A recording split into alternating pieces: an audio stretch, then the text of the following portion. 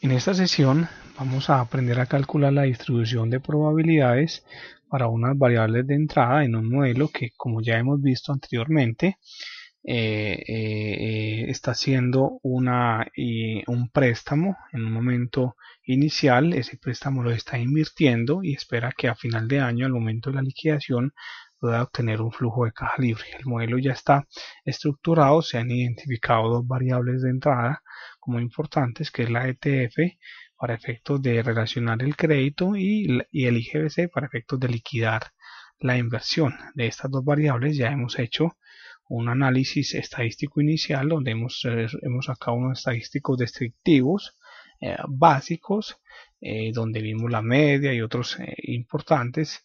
Hemos hecho adicional una construcción gráfica del comportamiento histórico de la dispersión del IGBC, por ejemplo, y de la ETF, simplemente para analizar cuál ha sido históricamente el movimiento o el comportamiento de los datos. En esta sesión vamos a aprender cómo determinar la distribución de probabilidades para cada una de estas variables de entrada. ¿Qué es lo que estamos buscando hacer? Así como para el lanzamiento de una moneda, teníamos que la distribución de probabilidades era el 50% para cara y el 50% para sello. Pues tenemos que hacer exactamente lo mismo para cada una de estas variables de entrada. Entonces vamos a empezar teniendo en cuenta o recordando que, por ejemplo, la ETF tiene 314 datos históricos. Sin embargo, no necesariamente tienen que haber 314 eventos. Recordemos que el evento en el lanzamiento de una moneda es cara y el otro es sello. En este caso, pues cada uno de los valores de la ETF será un evento. Entonces vamos a hacer un análisis de esa ETF para saber cuáles son los datos representativos de esa serie de datos que en últimas vamos a relacionar con los eventos. Esto es fácil si lo hacemos a través de una tabla dinámica en el cual pues, tomamos los datos históricos, los datos originales, hacemos una selección de esos datos y vamos a través de insertar y a través de una tabla dinámica pues vamos a resumir esos datos. Esa tabla dinámica pues ya tiene el rango prediseñado, lo voy a poner en el mismo archivo donde lo estoy analizando, en la misma hoja de la variable de entrada, ¿cierto? Y allí una vez me ubique le voy a aceptar y se me aparece un área de trabajo donde yo debo hacer el resumen de la tabla dinámica. Que tengo yo? Una ETF que voy a resumir a través de etiquetas de fila. Obviamente la ETF, voy a hacer un conteo de los datos de la ETF. Se supone que son 314, pero necesito saber cuántas veces se ha presentado cada uno de los datos. Entonces después voy y cambio la configuración de ese campo para que no me sume, sino para que me cuente, ¿cierto? Una vez he podido terminar esto, pues he identificado que he construido una ETF en la cual tengo 314 datos. Sin embargo, visualmente veo que hay unos datos que se repiten y que se repiten una cantidad de veces diferentes frente a los otros. Si nos podemos hacer un conteo de los datos que me resumieron, encontramos que el recuento numérico son 64. Esto quiere decir que de los 314 datos que tengo, pues solamente tengo 64 eventos que lo representan, ¿cierto? Que esto equivale a los dos eventos de lanzamiento de una moneda con el cara y sello. Aquí son estos 64 datos que se están distribuyendo a lo largo de la tabla dinámica que hemos acabado de construir. Y adicionalmente veo como cada uno de esos eventos pues se presenta una X cantidad de veces que perfectamente puede ser diferente entre sí. Una vez tengo esto, pues simplemente puedo llegar a establecer la probabilidad de ocurrencia, así como cuando hicimos el experimento con el lanzamiento de una moneda. Entonces simplemente bastará con decir que la probabilidad del evento determinado, que es cada uno de los niveles de esta DTF, pues va a estar supeditado sencillamente a la definición. También yo hago aquí una ampliación de estos datos. No resultó, entonces voy a devolverme. Simplemente quiero mostrar aquí algo.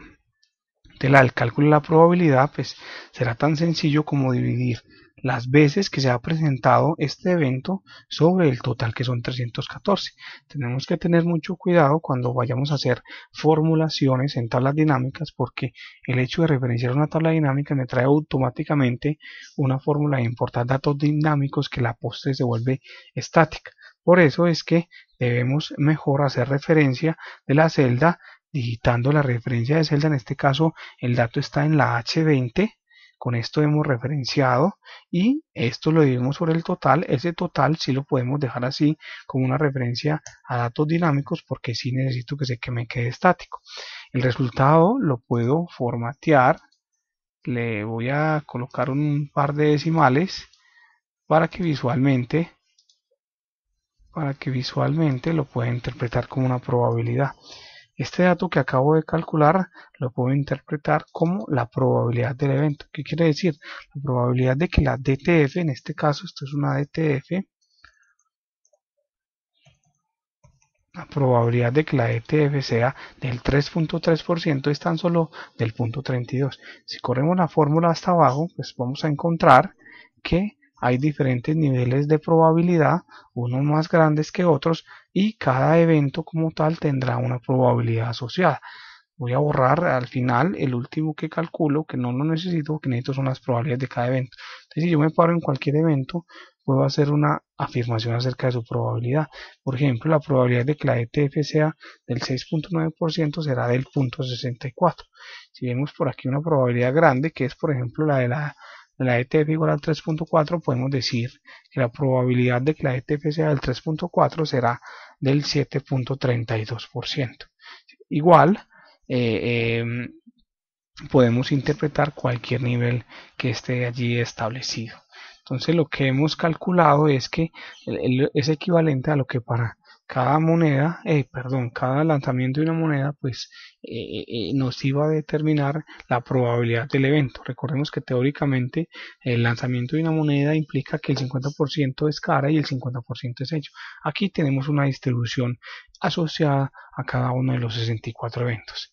Ahora podemos complementar este análisis haciendo un cálculo de la probabilidad acumulada, que es bastante útil para efectos de interpretación, y simplemente pues, lo podemos lograr acumulando las probabilidades. Es un acumulador. El primero será el igual, el segundo será el anterior más la respectiva probabilidad, y así hasta abajo corro el rango y al final debo encontrar que esto es el 100%, ¿cierto? Y el mero hecho de hacer este cálculo pues ya me permite un nivel de interpretación adicional a lo que ya habíamos deducido inicialmente con esta probabilidad. Entonces, por ejemplo, si me paro en este nivel, puedo decir que la probabilidad de que la DTF sea del 6.3%, entonces será de un 0.96, pero que la probabilidad de que la DTF sea menor o igual al 6.3% es del 55.10%. Esto lo puedo decir porque la tabla dinámica me ha resumido los datos y al momento de resumirlos los ha ordenado como tal. Yo tranquilamente puedo decir que este rango es la probabilidad de que el evento sea menor o igual a ese evento. Y para complementar el cálculo, la probabilidad de que siempre tendrá que ser 100, entonces garantizaré ese 100 a través del cálculo del 1 menos la probabilidad acumulada, y así hallaré esa probabilidad complemento que terminará de complementar el análisis. Entonces, si nos paramos en cualquier otro nivel, lo podríamos interpretar de la siguiente manera. Diríamos entonces que la probabilidad de que la DTF sea del 8.8%, pues será el 1.27, pero que la probabilidad de que la DTF sea menor o igual a ese 8% será del 79.62, y que la probabilidad de que la DTF sea mayor que el 8.8 será del 20.38%.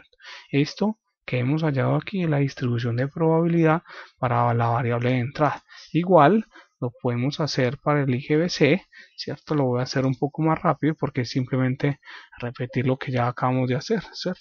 Sobre la tabla, sobre los datos originales, hacemos una selección, insertamos una tabla dinámica, la insertamos en la misma hoja donde tenemos la variable de entrada, le damos a aceptar, construimos la tabla dinámica. Esta tabla dinámica, recordemos que es un contador de datos, ¿cierto? Y al igual que la ETF, pues aquí puedo calcular la probabilidad. Esa probabilidad va a ser la presencia del evento, en este caso H20 otra vez, dividido el total. En este caso el total será 1484, son mucho más datos los que tenemos para el IGBC, y de esta manera calculamos la probabilidad.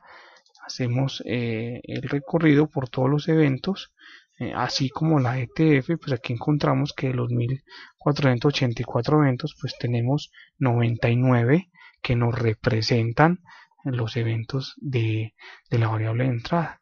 Entonces, habiendo calculado la probabilidad, hacemos el cálculo de la acumulada, que recordemos es simplemente sumar las probabilidades y obtener así un valor que vaya acumulando hasta el 100%. Y calculamos el complemento, que siempre será garantizar que todas las probabilidades deben de tener un 100%. Y este también lo corremos hasta el final. Al final debe dar 0. Por eso hacemos el borrado de estos últimos dos cálculos. Y al igual que la ETF, podemos coger cualquier nivel y lo podemos interpretar. Entonces, si queremos analizar esto, que es el IGBC,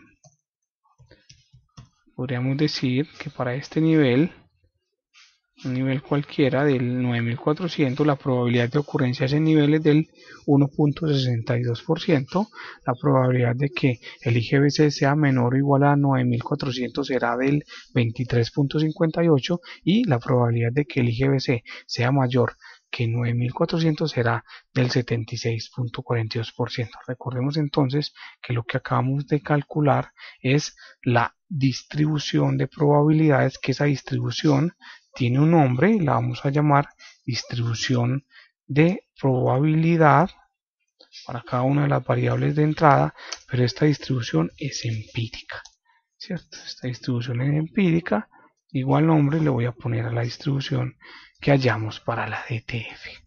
Y así terminamos con esta sesión.